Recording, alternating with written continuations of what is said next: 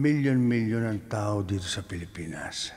Sa dinami-dami na pwedeng makilala, si Elias pa talaga. Saka ako napoproblemahin kung paano ako makakaganti sa lahat ng perwisyong dinala ni Elias sa buhay ko. Sa ngayon, ang gusto ko ay magising ka, anak. Magising ka lang.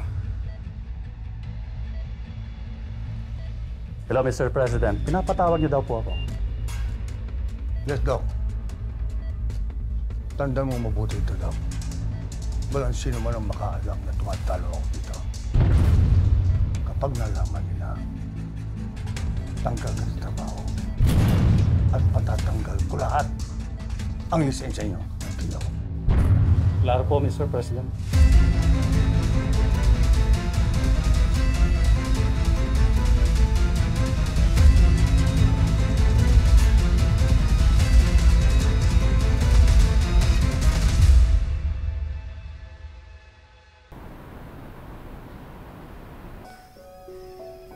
Ikinalulungkot ko balita sa inyo.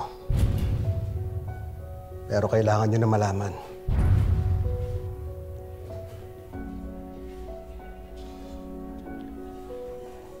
Wala na si Paeng at si Joan.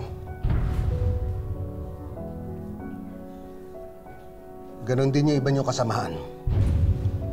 Si Estong, si Annabel,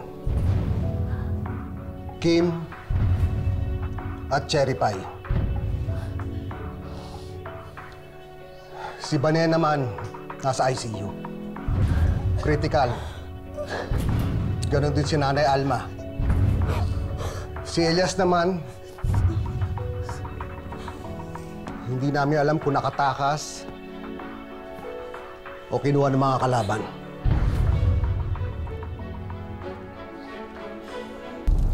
Kaya ako nandito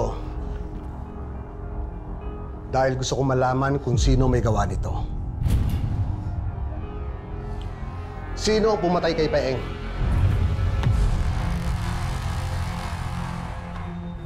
Marami po sila, Chief.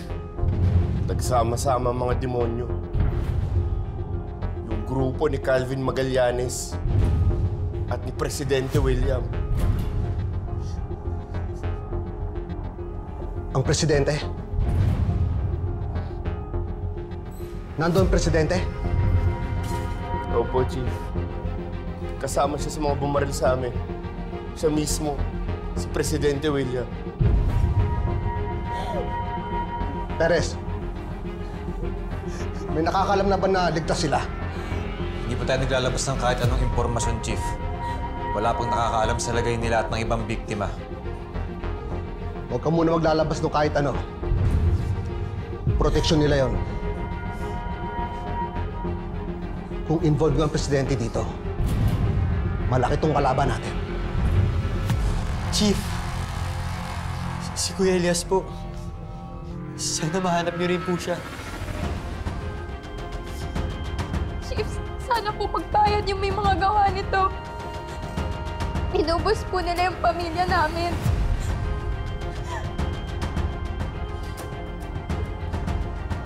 Alam ko malaki tong kalaban natin. Pero pinapangako ko sa inyo at sa bangkay ni Paeng,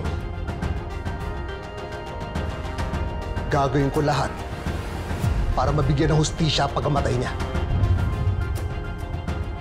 Magbabayad sila.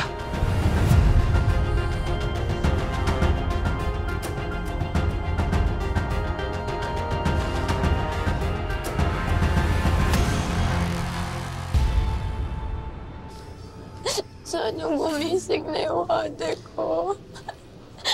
Hindi ko kaya wala siya. Gigising ang ate mo. Maniwala ka lang. Ning, matapang ng ate mo, di ba? Kaya dapat kayanin mo din, di ba?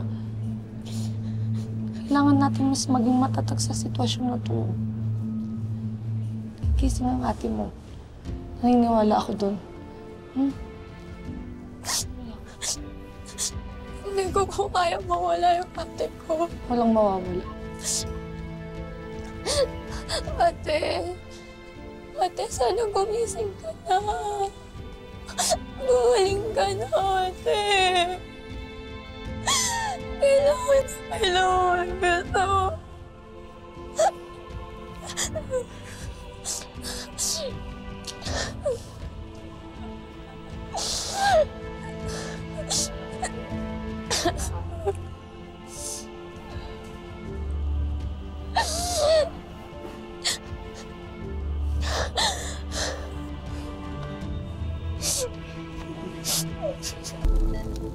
Pretty.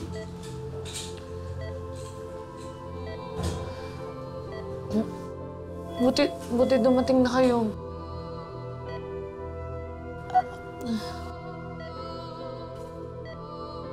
Ipagdasal na lang natin si Nanay Alma.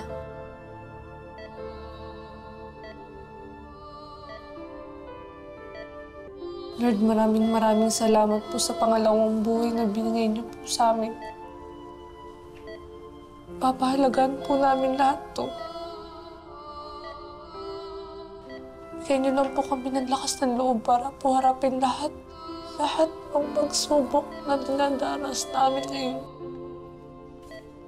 Lord, sana pag gumaling na po si Ate Benny tsaka si Nay Alma. Sana po magising na po sila.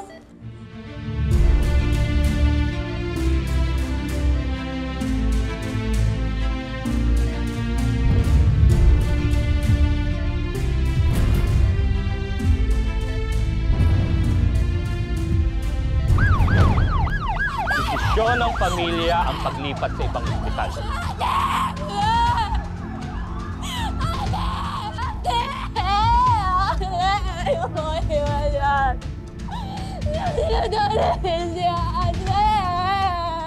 Dugo ko dumadaloy kay Elias. Kahit nakasisiguro kung gigising siya.